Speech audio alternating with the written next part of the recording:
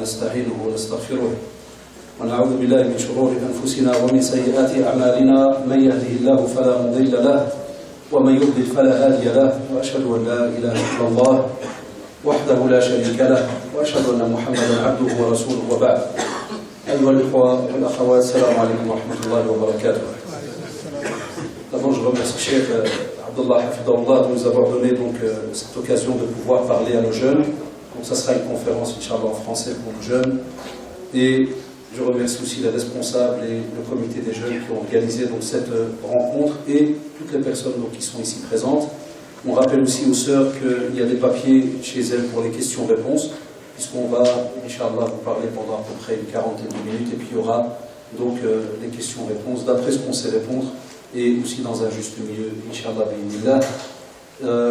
Aussi, dans les condos, il y aura une vente de CD à la sortie, donc tous ceux qui sont intéressés, alhamdoulilah, donc peuvent en profiter, Inch'Allah. Comme vous avez remarqué dans le titre, nos frères nous ont demandé de parler de comment vivre sa foi en Occident. Il faut être honnête, et Shabab, beaucoup de jeunes parmi nous pensent que parce qu'on est en Europe, et plus précisément par exemple ici en Belgique, ou bien des fois en France et autres, il n'y a pas moyen de pratiquer sa religion. Ou bien on vous dit que soi-disant c'est difficile. Et on entend un tas de prétextes et un tas de choses qui font que certains, qui soit parce qu'ils ont des remords, et ils remarquent effectivement qu'ils ne pratiquent pas comme il se doit, trouvent cette excuse, ou bien d'autres, parce qu'ils ne sont pas bien au courant, ou bien n'ont pas appris comme il se doit, pensent qu'effectivement, parce qu'on est ici, donc on a difficile alors à pratiquer. L'histoire, c'est très très important chez nous. C'est pour cela que, par exemple, prenez rien que le cas du Coran, commençant rien que par le Coran, il y a toute une partie qui est rattachée à l'histoire. Quand vous prenez aussi les savants, lorsqu'ils vous parlent de l'islam, obligatoirement, subhanallah, tu retrouves toute une partie qui parle de la biographie du prophète sallallahu alayhi wa sallam. C'est de nouveau de l'histoire. Et nous, en tant qu'êtres humains, normalement, dans nos familles, il y a toujours ce qu'on appelle les anciens, ceux qui sont plus âgés que nous. Et eux aussi, ils représentent l'histoire. Donc l'être humain gravit tout le temps avec l'histoire, tarikh, tout le temps. Enfin, si on remonte un petit peu en arrière, et si nous, les jeunes, on avait l'occasion de temps à autre de discuter avec nos aînés, avec ceux qui sont plus âgés, on leur demanderait tout simplement de nous expliquer, minimum, il y a 30 ou 40 ans, comment était l'islam ici en Belgique, lorsqu'ils sont arrivés. Si on remonte à plus ou moins 40 ans, comment était l'islam en France? J'ai, alhamdoulilah, le bienfait l'occasion, depuis 2-3 ans, de faire la France du nord au sud, de l'est à l'ouest, alhamdoulilah, et on a rencontré beaucoup d'associations, beaucoup de mosquées, beaucoup de jeunes, et je ne prends rien que 2 statistiques, les shabab, ceux qui pensent qu'il n'y a pas moyen de pratiquer sa religion dans un juste milieu, alhamdoulilah, ici donc en Europe. Je ne parle pas lorsqu'il y a des blocages, on va en parler après, mais je parle de ta pratique, toi, en tant que musulman, vis-à-vis d'Allah subhanahu wa ta'ala. Il y a quelques jours, j'étais du côté de Lille, et je parlais, subhanallah, avec les jeunes, aussi par rapport à un sujet très important qu'on appelait la stigmatisation de l'islam. Parce qu'on entend toujours à la télévision l'islam, mais des fois d'une manière négative. Et il arrive que de nouveau, comme vous le savez, action-réaction, certains jeunes ils baissent les bras, puis te disent, oui, on est toujours attaqué, ceci, cela. Pendant que je parlais, je trouve un père qui est en face de moi, très âgé. Je lui ai demandé, je lui ai dit, tu es depuis combien d'années ici en France? Il m'a dit, ça fait à peu près 50 ans. Otlo, en 50 ans, si tu remontes en arrière, quand tu es arrivé dans le nord de la France, c'était quoi l'islam? Il m'a dit, il n'y avait rien. Otlo, est-ce que tu t'es déplacé? Il m'a dit, effectivement, je suis descendu habiter un petit peu vers Paris. Je lui ai dit, est-ce qu'il y avait des mosquées? Il m'a dit, non, il y avait un endroit où on se rencontrait des fois dans les cafés derrière et ainsi de suite, jusque pas bien par après la mosquée de Paris est arrivée et ainsi de suite. Je lui ai dit, ah, mais maintenant, après 40 ans, 50 ans, combien de mosquées d'associations en France? Qui peut me dire parmi vous, les chaleurs? Vous savez combien? Quasi plus de 2500. 2500.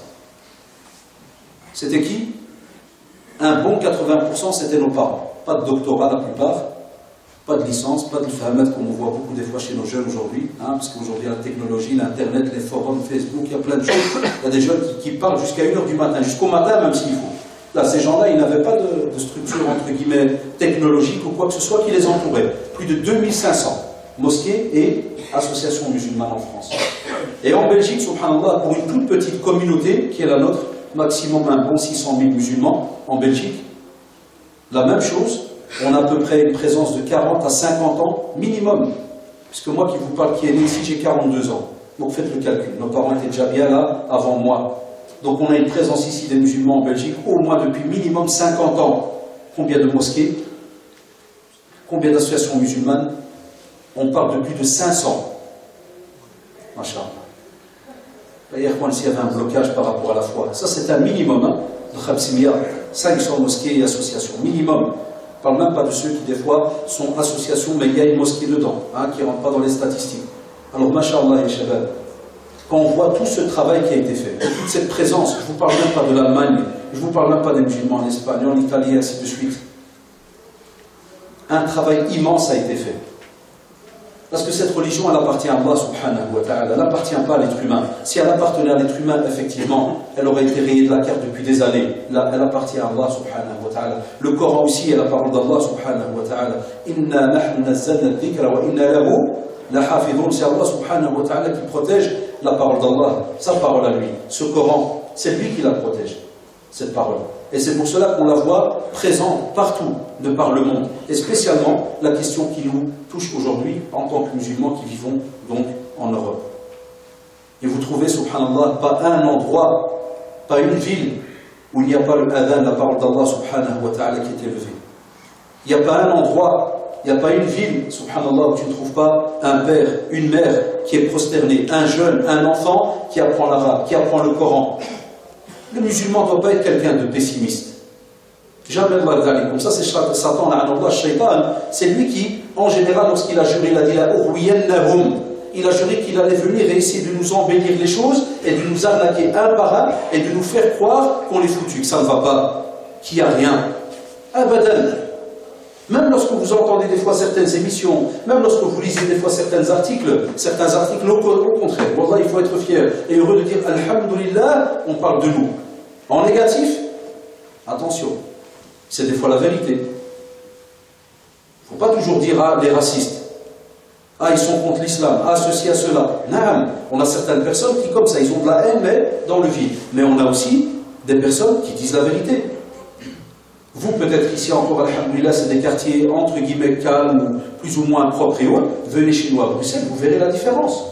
Venez dans des communes où il n'y a que des musulmans, quasi presque 80% de musulmans, et vous verrez où est-ce qu'on est dans la propreté, où est-ce qu'on est dans le respect, où est-ce qu'on est dans l'image de l'islam vis-à-vis du non-musulman. Vous verrez de vos propres yeux, pour ceux qui rendent visite, ils savent de quoi je parle. Ceux qui n'ont jamais été peuvent être étonnés. C'est pour cela alors qu'on peut, et c'est tout à fait normal qu'on va voir certaines personnes qui vont freiner et qui vont essayer de ne pas laisser aboutir certains projets qui touchent les musulmans, mais ils sont une minorité. Et je le dis toujours par expérience, que si jamais nous les musulmans, on est à la hauteur, Allah vous verrez. In tansurullaha yansurkum. Quoi qu'il arrive, lorsque tu viens et tu montres vraiment ta pratique comme il se doit, et que tu pratiques ta religion comme il se doit, mais en symbiose avec la communauté dans laquelle tu es. Et on ne voit pas, subhanallah, comme on le voit maintenant, un genre de vase communicant. Ça veut dire un groupe qui fait son possible et l'autre groupe qui casse, qui détruit. Là, on doit être dans ce juste milieu. Si on avait ce genre de travail autour de nous, de mosquée en mosquée, de quartier en quartier, d'association en association, de famille en famille, wallah, on serait respecté sur terre. Comme l'ont été nos prédécesseurs. Que ce soit depuis le prophète, sallallahu alayhi wa sallam, jusqu'à la période des 4 califes qui sont passés, et bien après, et jusqu'à faire un bond, lorsqu'on a eu la période, l'Andalousie. Vous vous rappelez de l'Andalousie? C'est pas ancien ça, c'est pas il y a 3000 ans les shabab, puisqu'on parle justement dans notre calendrier, on est dans les 1430 et quelques. Donc, lorsqu'on vous parle d'il y a peut-être 800 ou 900 ans. Et encore maintenant, chez les scientifiques, les gens les plus ouverts, les plus justes, ils remercient Wallah, et dans certains reportages ou émissions, mais c'est dommage, on les passe à la télévision, comme vous savez, par exemple, prenez le cas de la chaîne très connue Arte. Souvent, les belles émissions qui parlent sur l'islam, c'est à quelle heure? 2 heures du matin. C'est à 2 heures du matin. Il y a les genoux qui les voient, ou bien certaines qui n'arrivent pas à dormir. Et là, vous voyez, Wallah, il y a des scientifiques qui sont justes, même s'ils sont non-musulmans, mais ils sont justes. Et il te dit, nous vivons aujourd'hui grâce à l'apport des musulmans, tout ce qu'ils nous ont apporté dans le domaine scientifique, culturel et autres. Mais de nouveau, c'était des personnes qui avaient la foi. Et on revient à ce sujet-là. La foi, elle se travaille. La foi, elle se goûte. La foi, c'est quelque chose qui montre aux musulmans que rien ne peut le freiner, alhamdulillah, vis-à-vis de tout le bien qu'il peut faire vis-à-vis des autres. Pourquoi? Parce qu'il a reçu d'Allah subhanahu wa ta'ala. C'est un bienfait qu'on a reçu. Chaque matin, déjà, normalement, quand on ouvre les yeux et qu'on dit alhamdulillah, il a dit ahyana ba'dama amatana wa ilayhi nushur, normalement, juste après, tu ne dois pas, automatiquement, tu dis l'invocation et puis point à la ligne. Tu dois la vivre. Et tu dois être heureux qu'Allah subhanahu wa ta'ala, après t'avoir donné la mort pendant quelques heures, là, durant la nuit, et que tu as réouvert les yeux, tu es de nouveau un musulman qui a sa foi, qui va vivre sa foi et va la faire vivre aux autres. Voilà le bénéfice qu'on a. Mais comme on se réveille par automatisme, comme on vit et on passe nos journées dans la routine, hein, beaucoup de nos jeunes le disent, et l'avouent, on vit une certaine routine jour après jour. C'est pour ça que subhanallah, on n'écoute pas cette foi comme il se doit. Comme si on est devenu, vous se m'holez. On a souvent les shabab, entre nous, on rigolait ou bien on critiquait, par exemple, les Belges. Et on disait, oui, les Belges, ils vivent tout seuls. Oui, regarde les Belges, ils ne rendent pas visite à leurs parents. Oui, regarde les Belges, ils mettent leurs parents dans les zones. Et regarde les Belges, et regarde les Belges. On n'arrêtait pas de dire ça autour de nous. On avait une certaine fierté. On dit, ah, chez nous, ceci et cela. Aujourd'hui, est-ce qu'on voit une différence? Dans un gros pourcentage, même chez nos jeunes. Ça rentre aussi dans la foi, ya shabab. La foi est un tout.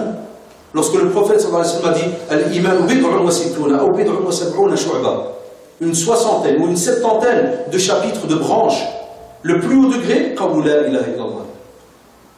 Qawlu la ilaha illallah, et vous savez très bien, lorsque l'on reconnaît l'unicité d'Allah subhanahu wa ta'ala, il est unanime chez les savants que ça doit être la parole et l'action. Il ne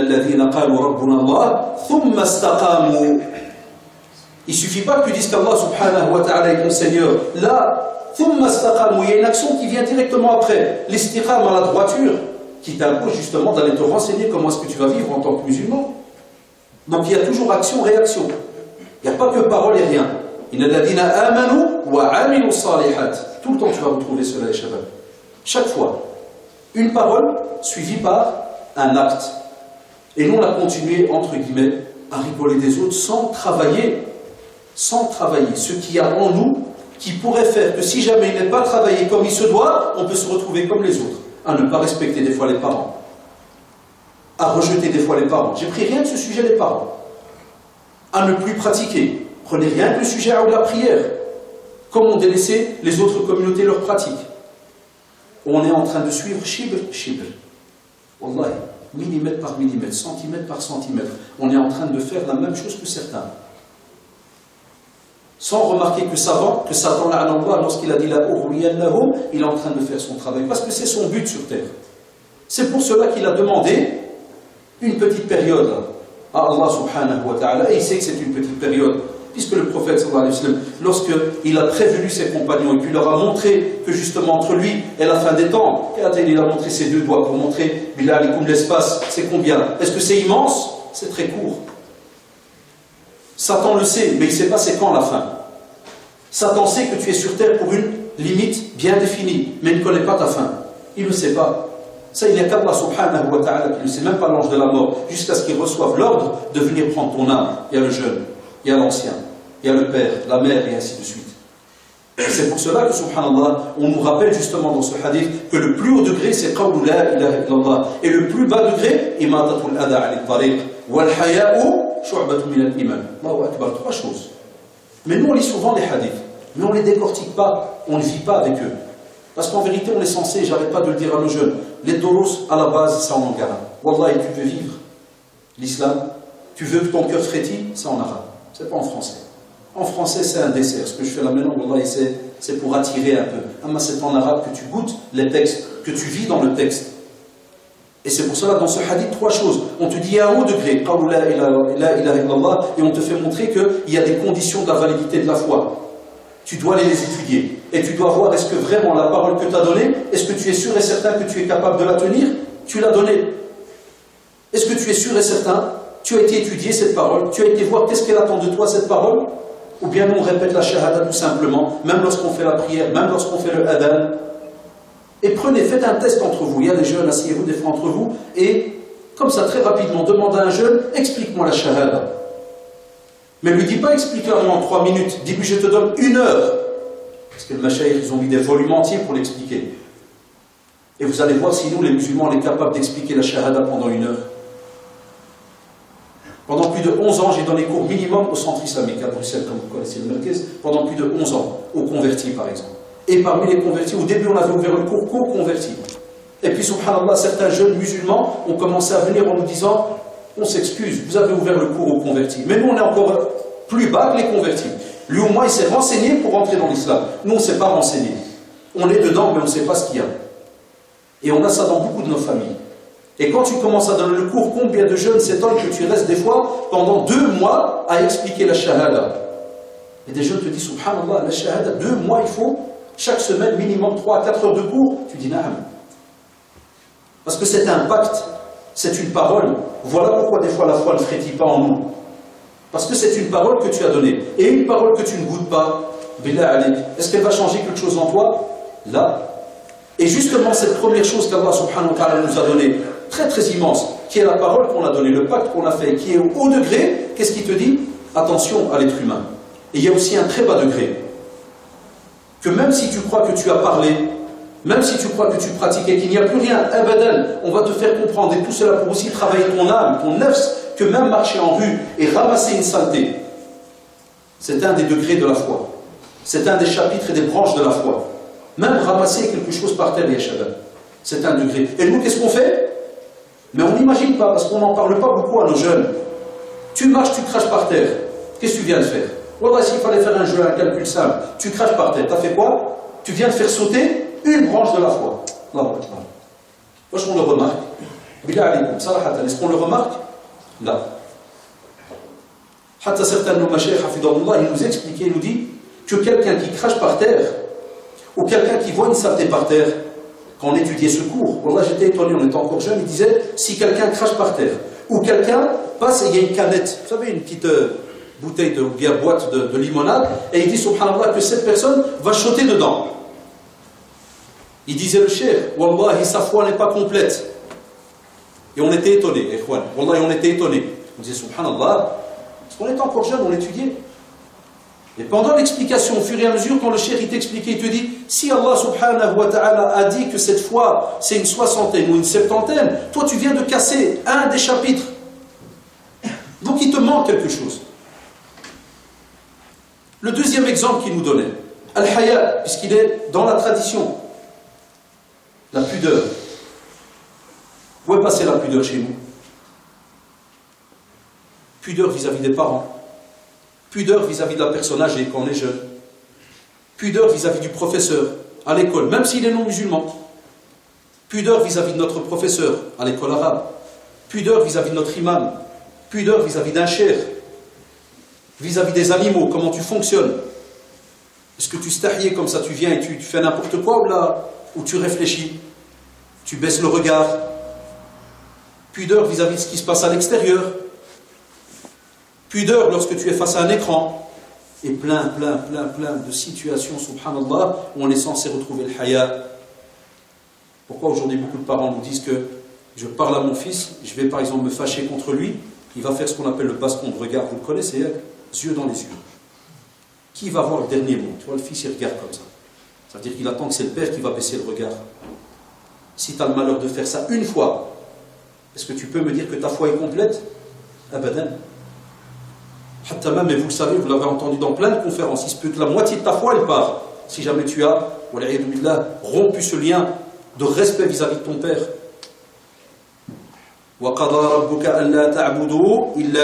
Regardez de nouveau, subhanallah, première partie. Vous allez voir, hein, à chaque fois qu'on parle de l'adoration, ya shabab, vous avez remarqué, il y a tout le temps combien? 2 parties. Subhanallah. Allahu Akbar, 2 parties. Wa qada rabbuka, qada, c'est un décret royal. Indiscutable, il vient des rois des rois. Le roi des rois, Allah subhanahu wa ta'ala, Malik al-Muluk. Et le jour du jugement dernier, vous le savez, Malik yawmiddin, le roi du jour du jugement. Et Allah subhanahu wa ta'ala, il te dit voilà, il a décrété, ça veut dire c'est indiscutable, inchangeable, que l'on doit l'adorer que lui, seul, subhanahu wa ta'ala, sans rien lui associer. Est-ce que ça s'arrête là? Regardez la foi. La première partie de ce verset, elle parle justement de cette foi que tu es censé justement vivre, même ici, mais dans le monde entier. Chez nous, on n'a pas de frontières, de territoire pour vivre la foi. Et qu'est-ce qu'il te dit juste après? وَبِالْوَالِدَيْنِ إِحْسَانًا. la bonté vis-à-vis des parents. Tu as fait sauter cela, tu as fait sauter une bonne partie de ta foi. Et certains savants qui sont très durs, wallah, ils ne discutent pas avec le jeune qui est dans ce qu'on appelle al-uquq, ça veut dire qui est dans un comportement exécrable vis-à-vis de ses parents. Hatta certains savants très durs, wallah, ils ne l'estiment même pas parmi ce qu'on appelle la famille des musulmans. Il te dit, il est musulman, mais il te dit, qu'est-ce qu'il a gardé de l'islam s'il va arriver auprès d'Allah subhanahu wa ta'ala en ayant perdu toute sa relation vis-à-vis de ses parents. Un autre sujet de nouveau qui nous montre que c'est nous qui sommes en faute, et pas l'endroit où on vit. La yu'minu ahadukum hatta yuhibba li akhihi ma yuhibbu li nafsihi. N'est pas croyant celui, regardez de nouveau, la foi on te touche. Et ta foi va être diminuée si tu n'aimes pas pour l'autre ce que tu aimes pour toi. Combien de choses on voit dans nos familles et on n'ose pas parler? Combien de choses on voit dans le quartier et on n'ose pas parler? Combien de choses on voit à l'école, au travail et ainsi de suite? On voit des fois des collègues faire n'importe quoi. On voit des personnes voler des petites heures, des minutes. Comment tu fais? Soit tu te tais et tu me dis, mais chichourli, c'est pas mon travail. Là. Le prophète sallallahu alayhi wa sallam, qui parle au nom d'Allah subhanahu wa ta'ala, et vous savez, la yantiqu anil hawa, in huwa illa wahyun yuha. Il ne parle pas pour parler tout simplement. Là. Il ne parle que par révélation. Et il te dit, la yu'minu, c'est-à-dire tu n'as pas la foi au sens propre du terme, comme il faut, complète. Si toi, subhanallah, tu t'es mis des règles, et tu sais que telle chose, elle n'est pas bien, et toi tu te tais, tu ne conseilles même pas. Tu ne parles pas à l'autre.